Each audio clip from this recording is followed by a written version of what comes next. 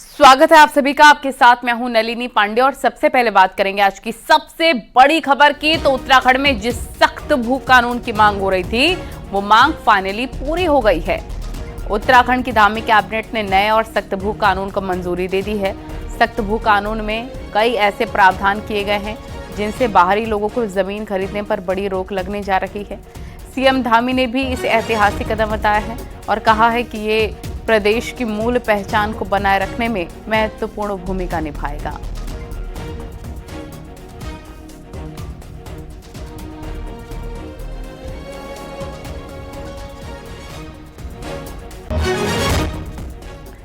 और सख्त भू कानून के आने के बाद उत्तराखंड में अब क्या क्या बदल जाएगा वो भी आपको समझना जरूरी है। नए भू कानून के मसौदे के मुताबिक पहाड़ के 11 जिलों में अब कृषि और बागवानी के लिए बाहरी व्यक्ति किसी भी तरह की कोई जमीन नहीं खरीद पाएगा। हालांकि हरिद्वार और उधम सिंह नगर को औद्योगिक क्षेत्र के चलते इससे छूट दी गई है। इसके अलावा उद्योगों के लिए भी जमीनें खरीदनी होंगी, तो इसके लिए भी राज्य सरकार की मंजूरी जरूरी होगी। घर बनाने के लिए राज्य से बाहरी किसी व्यक्ति को जीवन में सिर्फ एक बार जमीन खरीदने की परमिशन होगी। वो व्यक्ति पूरे परिवार समेत सिर्फ 250 वर्ग मीटर ही जमीन खरीद पाएगा।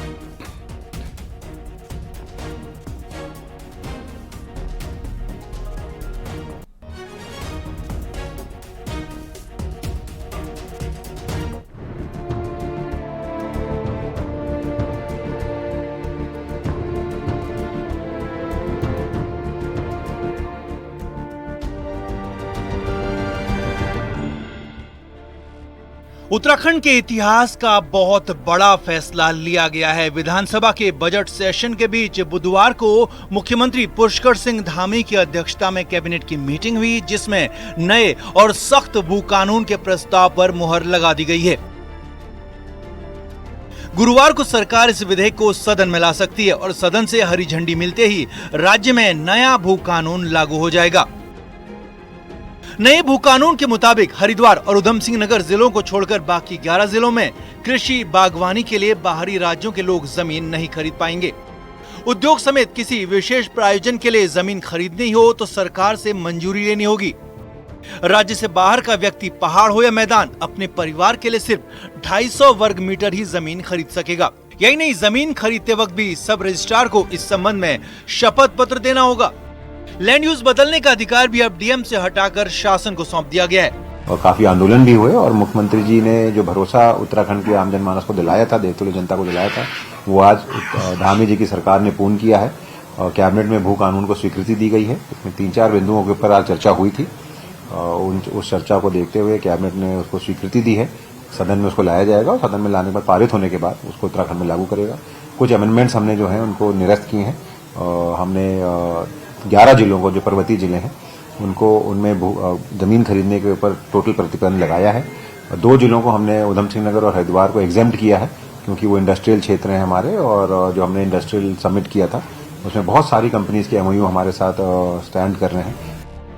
उत्तराखंड में पिछले कुछ समय से सख्त भू कानून की मांग हो रही थी। इस पर मुख्यमंत्री पुष्कर सिंह धामी ने भरोसा दिया था कि जल्दी सख्त से सख्त भू कानून लाया जाएगा और अब मुख्यमंत्री धामी ने अपना वादा पूरा किया है। सीएम धामी ने ट्वीट करके कहा कि प्रदेश की जनता की लंबे समय से उठ रही मांग और उनकी भावनाओं का पूरी तरह से सम्मान करते हुए कैबिनेट ने सख्त भू कानून को मंजूरी दे दी है।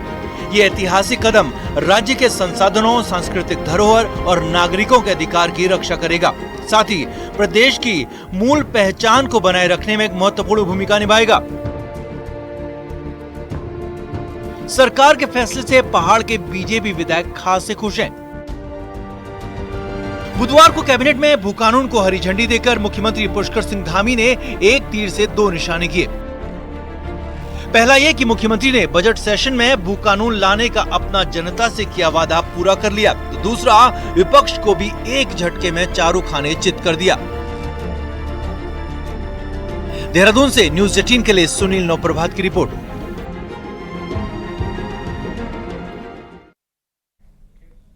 नए भू कानून के मसौदे से कांग्रेस और बीएसपी को आपत्ति है। नेता प्रतिपक्ष यशपाल आर्य का कहना है कि भू कानून में 2002 से 2024 के बीच हुए संशोधनों पर सरकार श्वेत पत्र जारी करे। इससे साफ हो जाएगा कि इन संशोधन की आड़ में जमीनों की कितनी बंदरबाट हुई। बीएसपी विधायक शहजाद का कहना है कि हरिद्वार में किसानों की 70% जमीनें बिक चुकी हैं। इसके बाद भी हरिद्वार में जमीनों की खरीद की छूट दे दी जा रही है।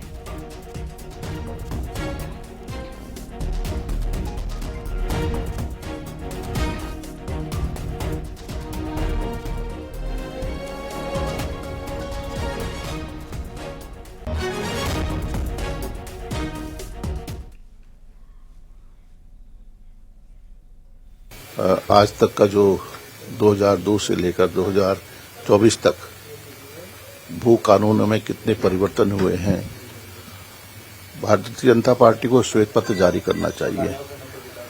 लगातार जमीनों की खरीद फरोख्त हुई है। जिन उद्देश्यों के लिए जमीन दी गई उसका लैंड यूज चेंज कर दिया गया। हरिद्वार में 70% जमीन बिक चुकी है किसानों की। वही ले रहे हैं जो यहाँ देहरादून में ज्यादा पैसा कमाते हैं, सब उनके कब्जे हैं, वही जमीन खरीद रहे हैं। तो मैं कहता हूँ जिले का जिले में ही खरीद पाए, बाहर ना खरीद पाए, ना ही बागवानी के लिए ना खेती के लिए। मंगलवार को विधानसभा में हुए हंगामे और तू मैमे का मसला बुधवार को भी सदन में छाया रहा। सत्ता पक्ष ने कांग्रेस विधायक से माफी की मांग की, लेकिन कांग्रेस विधायक नहीं माने। फिर स्पीकर ने अपना फैसला सुना दिया। देखिए रिपोर्ट। माफी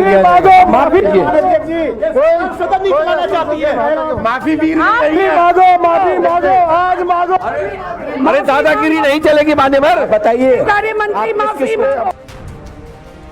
ये दृश्य है बुधवार की बजट सत्र की कार्यवाही का, जब सदन में असंसदीय व्यवहार की बात पर सत्ता पक्ष और विपक्ष आपस में भिड़ गए। सदन की कार्यवाही शुरू होते ही सत्ता पक्ष से विधायक रेणु बिष्ट, आशा नौटियाल ने सदन की गरिमा को लेकर कांग्रेस विधायक से माफी मांगने की मांग की, जिस पर हंगामा शुरू हो गया। विपक्ष की ओर से नेता प्रतिपक्ष ने मोर्चा संभाला तो सत्ता पक्ष की ओर से संसदीय कार्य मंत्री प्रेमचंद अग्रवाल ने, मुझे जहां तक ध्यान आता है कि शायद पहली बार इन्होंने अभिभाषण में अंदर जाके वैल में जाके विरोध किया। विरोध तक तो हमें समझ में आता है, लेकिन उसमें जिस प्रकार से अश्लील शब्दों का, गाली गलौज का इस्तेमाल एक माननीय विधायक के द्वारा किया गया और सभी को खराब लगा। करीब 15 मिनट तक प्रश्नकाल में सदन की कार्यवाही हो हल्ले के चलते बाधित रही। हालात ये हो गए कि स्पीकर को खड़े होकर दुहाई देनी पड़ी कि अब सदस्यों को अपनी सीट पर बैठ जाना चाहिए। इस पर स्पीकर ने विधानसभा की एथिक्स कमेटी को मामला रेफर कर दिया। अब कमेटी इस मामले की जांच करेगी। राजनीति इतनी भी आवश्यक नहीं है कि हम अपने व्यवहार और अपने आचरण का ध्यान न दें। राजनीति होनी चाहिए, लेकिन इस तरह से ना हो कि हम अपने व्यवहार को और अपने आचरण को, अपने शब्दों को सोच समझ के ना इस्तेमाल कर सकें। तो ये तो निंदा है, मैंने एथिक्स कमेटी को भेज दिया है। अब उसमें आगे देखते हैं क्या। उत्तराखंड विधानसभा में पहले भी कई बार ऐसे मौके आए जब सदन में संसदीय परंपरा का निर्वहन नहीं किया गया। 2023 में गैरसैंण में आयोजित एक सेशन में स्पीकर को विपक्ष के 15 विधायक एक दिन के लिए सस्पेंड करने पड़े थे। तब विधायकों पर नियमावली बुक फाड़ने, मेज पर चढ़ने जैसे आरोप लगे थे। न्यूज़ 18 के लिए सुनील नवप्रभात की रिपोर्ट। और बड़ी खबर, देहरादून में उत्तराखंड विधानसभा सत्र की कार्यवाही अभी भी चल रही है। मुख्यमंत्री पुष्कर सिंह धामी सदन में मौजूद हैं। सीएम धामी सदन की कार्यवाही में हिस्सा ले रहे हैं। बड़ी और अहम जानकारी, देहरादून में उत्तराखंड विधानसभा सत्र की कार्यवाही अभी तक चल रही है और मुख्यमंत्री पुष्कर सिंह धामी सदन में ही मौजूद हैं और सीएम धामी सदन की कार्यवाही में हिस्सा ले रहे हैं। बड़ी और अहम जानकारी, सदन की कार्यवाही में हिस्सा ले रहे हैं सीएम पुष्कर सिंह धामी।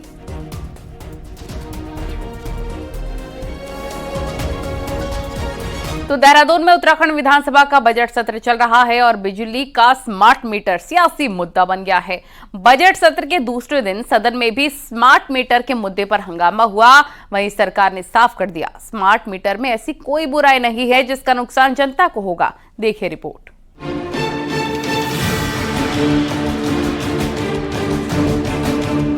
स्मार्ट बिजली मीटर के विरोध में तख्तियों के साथ कांग्रेस विधायक सदन की गैलरी में बैठ गए, तो फिर काम रोककर सदन में स्मार्ट मीटर पर चर्चा की मांग की। स्पीकर ने स्मार्ट मीटर पर काम तो नहीं रोका, लेकिन चर्चा को मंजूर कर दिया। विपक्ष के विधायकों ने स्मार्ट मीटर को पब्लिक के लिए परेशानी वाला बताया। वहीं सड़क में मीटर तोड़ने वाले कांग्रेस विधायक तिलक राज बेहड़ ने कहा कि ऊर्जा निगम स्मार्ट मीटर के नाम पर गुमराह कर रहा है। वहीं बार बार मीटर बदलकर पब्लिक को बेवकूफ बनाया जा रहा है। सच्चाई सामने आ गई है। जीनियस कंपनी के लोग जेलों में हैं। सच्चाई सामने आ गई। 2027 करोड़ का कॉन्ट्रैक्ट है, वो छोटा मोटा कॉन्ट्रैक्ट नहीं है। अभी 1 साल पहले इलेक्ट्रॉनिक मीटर लगाए हैं, दोबारा बदलने की क्या जरूरत पड़ी थी? एकदम बदलने से 2-4-5 साल तो लगाते, उसका रिजल्ट तो देखते। क्या देखा आपने उस रिजल्ट में? आप रिचार्ज करने जा रहे हो, आजकल गरीब आदमी। स्मार्ट मीटर पर ऊर्जा निगम साफ कर चुका है कि फिलहाल कोई भी प्रीपेड मीटर नहीं लगने जा रहा है और बिजली खर्च करने के बाद ही लोगों को बिल भरना होगा। यही बात सरकार भी कह रही है। इधर बीजेपी से जुड़े विधायकों का कहना है कि डिजिटल युग में सब कुछ स्मार्ट हो रहा है, तो बिजली मीटर में क्या बुराई है? तो यदि यूपीसीएल ने क्लियर कर दिया है कि प्रीपेड नहीं है, तो स्मार्ट मीटर में क्या दिक्कत है? स्मार्ट मीटर तो सुविधाजनक है। मॉडर्न कार में चलना चाहते हैं, मॉडर्न बस में चलना चाहते हैं, इलेक्ट्रिक बस में चलना चाहते हैं, धक्का परेड वाली गाड़ी में नहीं चलना चाहते हैं, तो इलेक्ट्रिकल अप्लायंसेस भी स्मार्ट क्यों ना हो?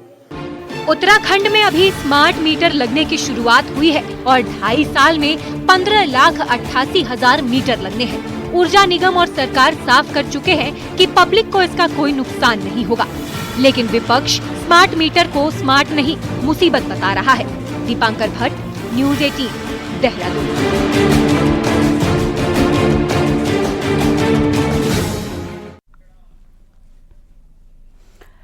प्रदेश भर में स्मार्ट मीटर लगाने का काम तेजी से चल रहा है, लेकिन इसके विरोध और उपभोक्ताओं में बनी असमंजस की स्थिति भी जारी है। हालांकि अब प्रीपेड नहीं बल्कि पोस्टपेड मीटर लगेंगे, यानी कि उपभोक्ताओं के लिए ज्यादा कुछ नहीं बदलेगा। उन्हें पहले की तरह ही बिजली बिल मिलेगा, बस उनके मोबाइल पर रोजाना की रीडिंग की जानकारी उपलब्ध होगी। लेकिन सबसे बड़ी बात यह भी है कि इन स्मार्ट मीटरों का नियंत्रण यूपीसीएल के पास नहीं होगा, बल्कि जिस कंपनी को स्मार्ट मीटर लगाने का ठेका दिया गया है वही इसका पूरा कंट्रोल अपने पास रखेगी, जिससे किसी भी प्रकार की दिक्कतों को दूर करने के लिए उपभोक्ताओं को यूपीसीएल और कंपनी के बीच पिसना पड़ सकता है। स्मार्ट मीटर की व्यवस्था है, ये किस तरह सर्वर के हिसाब से चलेंगी, क्योंकि दूर दराज पहाड़ों में आज भी इंटरनेट व्यवस्था दुरुस्त नहीं है। वहीं राजधानी देहरादून में भी आए दिन बिल जमा करने वाले उपभोक्ताओं को घंटों सर्वर की वजह से लाइन में खड़े होने को व्यवस्थित रहना पड़ता है। हम यूपीसीएल वो हमारे कॉन्ट्रैक्टर हैं, हम उनके थ्रू काम करा रहे हैं। ऐसा नहीं कि उनका वो मालिक हो गया, ऐसा कहीं पर नहीं है। उनका कॉन्ट्रैक्ट है 10 साल तक की, वो मेंटेन करेंगे इसको। ऐसा नहीं कि मान जाए कोई मीटर खराब होता है या कोई और उनके सिस्टम में खराबी होती है तो वो करेंगे। कंज्यूमर हमें कंप्लेन करेगा, यूपीसीएल को कंप्लेन करेगा, कॉन्ट्रैक्टर से इसका कोई संबंध नहीं है। सीडीएस अनिल चौहान देहरादून विधानसभा पहुंचे। यहां सीएम पुष्कर सिंह धामी ने सीडीएस अनिल चौहान से मुलाकात की। मंत्री धन सिंह रावत ने कहा सीडीएस से वाइब्रेंट विलेज को लेकर भी बातचीत हुई। इसके अलावा पौड़ी में सीडीएस के गांव में मई महीने में एक कार्यक्रम आयोजित किया जाना है, इसको लेकर भी सीएम से बातचीत हुई है।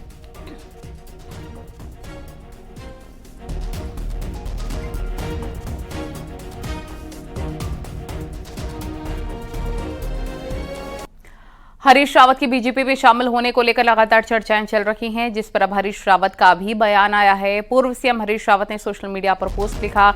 हरीश रावत का कहना है कि पिछले कुछ वक्त से कुछ लोग उनके खिलाफ सुनियोजित तरीके से झूठ गढ़ रहे हैं और कपटपूर्ण तरीके से प्रसारित कर रहे हैं। मुझे ऐसा करने वालों के खिलाफ कानूनी नोटिस देना पड़ा है। वहीं हरीश रावत के बयान पर कैबिनेट मंत्री सुबोध उनियाल की प्रतिक्रिया आई है। सुबोध उनियाल ने कहा कि ये कपट कांग्रेस के लोग कर रहे हैं और बीजेपी को हरीश रावत की कोई जरूरत नहीं है।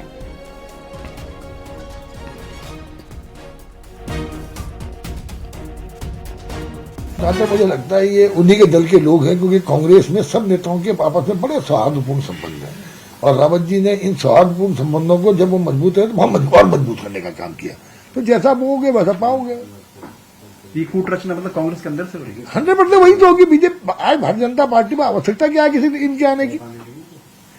जो चेहरा पूरे प्रदेश में एक्सपोज है उसको भारतीय जनता पार्टी क्यों ले लेगी? और इससे पहले हरीश रावत के बीजेपी में जाने की चर्चाओं का उनकी विधायक बेटी ने खंडन किया था। पूर्व सीएम हरीश रावत की बेटी अनुपमा रावत ने इस तरह की चर्चाओं और अफवाहों से पूरी तरह इनकार किया है और अनुपमा रावत ने कहा कि यह अफवाह बेबुनियाद है। कांग्रेस पार्टी मां है और हरीश रावत कांग्रेस में ही रहेंगे।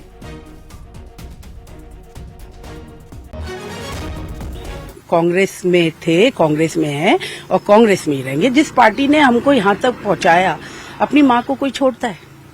अपनी माँ को कोई नहीं छोड़ता। तो आपको लगता है अफवाह फैलाने के पीछे कोई खास लोग हो सकते हैं या खामखा एक छवि खराब करने की कोशिश हो सकती है, ऐसा कुछ आपको लगता है? ये भी बात आ रही है कि मुकदमा दर्ज करवाया जाएगा सर की तरफ से उन लोगों के खिलाफ। ऐसा जो है, ये अफवाह जो फैला रहे हैं, ये बिल्कुल झूठ है और ऐसे लोगों का बॉयकॉट होना चाहिए। और देहरादून प्रशासन द्वारा सील किए गए 2 बार को लेकर अब नया ट्विस्ट आ गया है। जिला प्रशासन ने 15 दिन के लिए रोमियो बार और सर्कल बार को बंद कर दिया है। लेकिन हैरानी की बात यह है कि आबकारी विभाग ने महज 2 दिन बाद ही इन दोनों बारों को खोलने का आदेश जारी कर दिया। अब सवाल ये उठता है कि क्या प्रशासनिक विभागों में आपसी तालमेल की कमी है? ये दोनों ही बार देर रात तक संचालित किए जा रहे थे। इस फैसले पर डीएम ने कहा कि अभी इस तरह का कोई आदेश नहीं पहुंचा है। जब आदेश आएगा तो विधिक राय लेने के बाद आगे की कार्रवाई की जाएगी।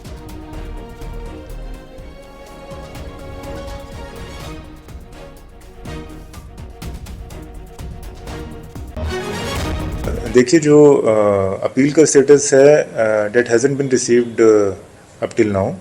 सो जैसे ही ऑफिशियली हमें रिसीव होगा, so we will go through it और विधिक राय के उपरांत अकॉर्डिंगली प्रोसीड करेंगे whatever is necessary.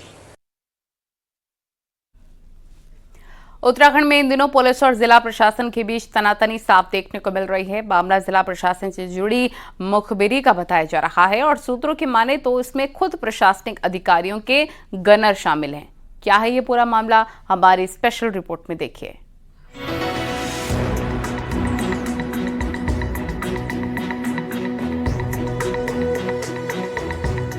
Uttarakhand में पुलिस और जिला प्रशासन के बीच विवाद गहराता जा रहा है।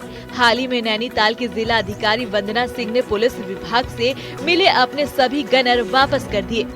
बताया जा रहा है कि इसकी वजह ये है कि गनर द्वारा प्रशासनिक कामकाज की मुखबिरी पुलिस विभाग तक पहुंचने का संदेह था। अब डीएम ने इसके बजाय पीआरडी और होम गार्ड के जवानों को सुरक्षा का जिम्मेदारी सौंप दी है। लेकिन जब मीडिया ने इस मुद्दे पर डीएम से सवाल किए तो जिला अधिकारी कैमरे के सामने कुछ भी बोलने से बचती नजर आई। पुलिस सुरक्षा और गनर हटा देना भले ही मामला निजी रहा हो, लेकिन कई तरह के मामले देहरादून और तमाम जिलों में भी सामने आते रहे हैं। हालांकि नैनीताल जिले में डीएम द्वारा हटाई सुरक्षा को लेके डीएम ने कुछ भी बोलने से इनकार कर दिया, लेकिन सवाल इस बात का है कि क्या मुखबिरी का डर इन डीएमओ को तो नहीं है। इसी तरह का मामला देहरादून में भी देखने को मिला, जहां जिला प्रशासन रोमियो और सर्किल बार पर देर रात तक संचालक के चलते कार्रवाई की और 15 दिनों के बाद इन्हें सील कर दिया। लेकिन यहां कार्रवाई बिना पुलिस को बताए की गई, जिससे पुलिस विभाग नाराज हो गया। इसके अगले ही दिन पुलिस ने भी जवाबी कदम उठाते हुए जिला प्रशासन के अधिकारियों से उनके गनर वापस बुला लिए। सूत्रों के मुताबिक इस फैसले के पीछे बड़ी वजह यही है कि गनर प्रशासनिक अधिकारियों की गतिविधियों की जानकारी पुलिस को देते थे। वहीं प्रशासन की ओर से पीएम दौरे और विधानसभा सत्र के दौरान सुरक्षा बलों की कमी का भी मुद्दा बताया जा रहा है। इस तरह का कोई भी ऐसा कम्युनिकेशन या कोरेस्पॉन्डेंस नहीं हुआ है और क्योंकि ये बात फैक्चुअल है कि अभी ऑनरेबल पीएम विजिट भी ऑन दी कार्ड्स है और हमारी असेंबली सेशन भी गतिमान है। सो फोर्स ड्यूटीज़ की डिमांड नेचुरली बढ़ जाती है। So that might be the reason कि जो फोर्सेस हैं वो सोर्स करनी पड़ती है, मोबिलाइज करनी पड़ती है।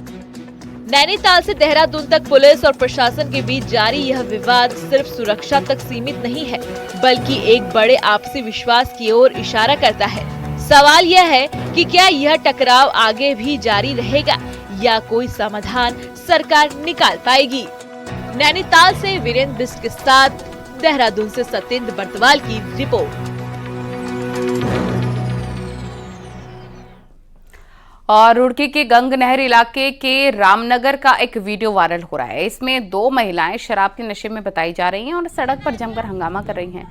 वहीं राहगीर भी महिलाओं का हंगामा देखकर वीडियो बना रहे हैं। वीडियो में दिखाई दे रहा है कि एक महिला चिल्लाने लगती है तो दूसरी किसी तरह उसे चुप कराने की कोशिश करती है।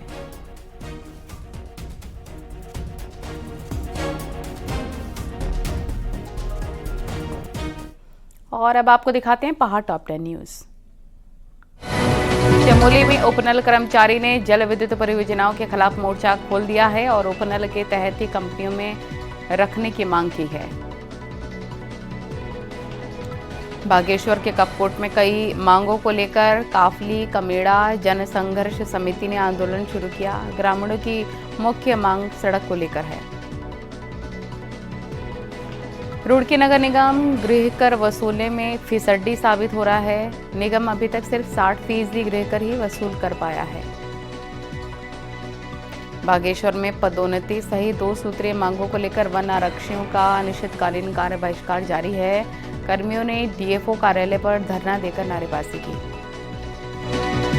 पहाड़ में बर्फबारी कम होने के चलते इस बार आदि कैलाश यात्रा जल्द शुरू हो सकती है। प्रशासन अप्रैल से यात्रा शुरू करने की तैयारी कर रहा है। डीएमके के सांसद दयानिधि मारन के संस्कृत विरोधी दिए बयान पर हरिद्वार में धार्मिक संगठनों और संस्कृत के छात्रों ने संस्कृत आक्रोश यात्रा निकाली। रुद्रप्रयाग जिला मुख्यालय का गुलाब राय खेल मैदान की हालत बदहाल है। स्थानीय लोग कई बार इसे मिनी स्टेडियम की मांग कर चुके हैं। बागेश्वर में राष्ट्रीय विज्ञान दिवस के अवसर पर विज्ञान क्विज और भाषा प्रतियोगिता आयोजित की गई, जिसमें जिम कॉर्बेट स्कूल को प्रथम स्थान मिला। 21 फरवरी से शुरू होने वाले बोर्ड परीक्षाओं की सभी तैयारी पूरी कर ली गई है और प्रदेश में ये परीक्षाएं 11 मार्च तक चलेंगी। हरिद्वार में सिडकुल में फार्मा और लैब में इस्तेमाल होने वाली मशीनों की एक प्रदर्शनी लगेगी। 20 से 22 फरवरी तक एक्सपो का आयोजन किया जाएगा।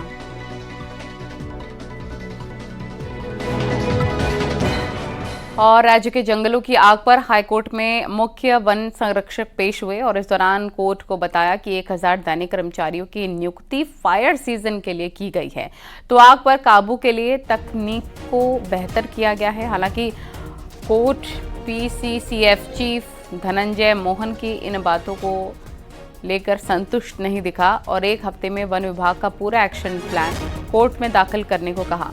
कोर्ट ने सुनवाई के दौरान कहा कि क्यों ना जो वन कर्मचारी पेट्रोलिंग पर हैं उनको ट्रेन किया जाए ताकि बड़े इलाके में वो नज़र आए और ड्रोन के माध्यम से इन पर नज़र रखी जाए।